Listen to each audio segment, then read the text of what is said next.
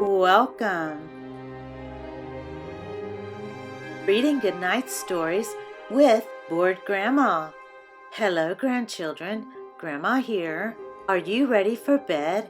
Do you have your teeth brushed? If so, then here we go. Tonight I'm going to read to you fairy tales and fables.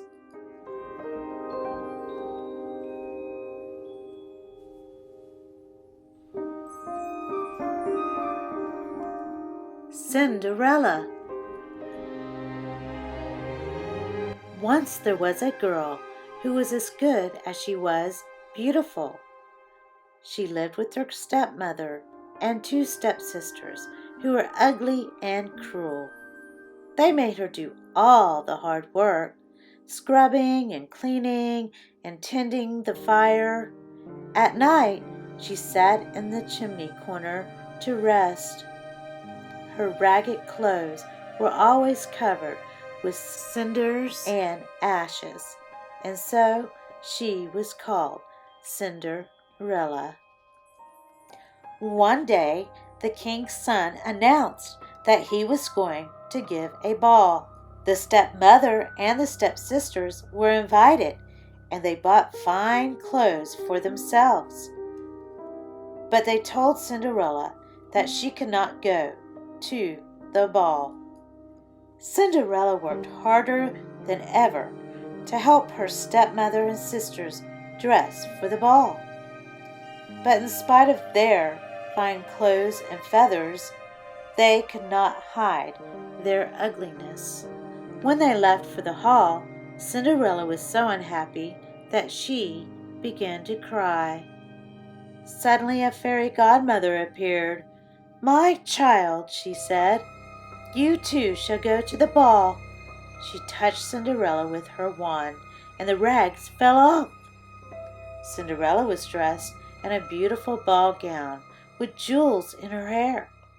She wore a lovely pair of glass slippers on her feet. Then the fairy godmother waved her wand and made a fine carriage out of a pumpkin.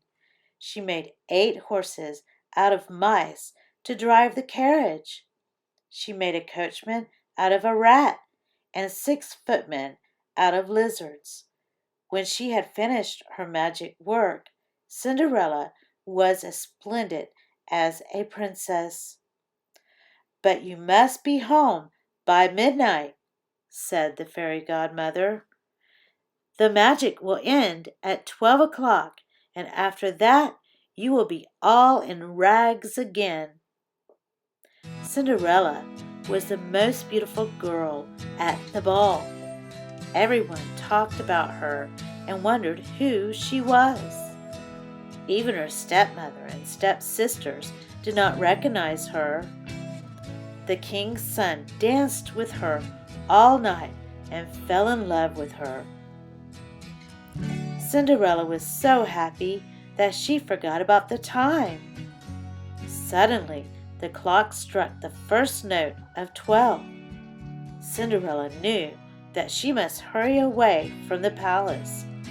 But even before she got back to the chimney corner, everything had disappeared and she was again dressed all in rags. In her haste, Cinderella had lost one of her pretty glass slippers on the palace steps. The slippers were so dainty and small that no one but Cinderella could wear them. The king's son found the slipper. He thought, "Now I should be able to find the lovely girl who ran away so quickly." He sent his messengers to find the girl whose foot fitted the slipper. All the fine ladies of the court tried on the slipper, but it did not fit any of them. Then Cinderella's stepmother and sisters tried the slipper on, but it did not fit them either. At last, one of the messengers saw Cinderella hiding in her corner. He asked her to try on the slipper. The slipper fitted Cinderella perfectly. Then Cinderella pulled the other slipper out of her pocket and put it on. Now everyone knew who the lovely girl at the ball had been. Cinderella was taken to the palace where she married the king's son, and they lived happily ever after. Please like and share. The end.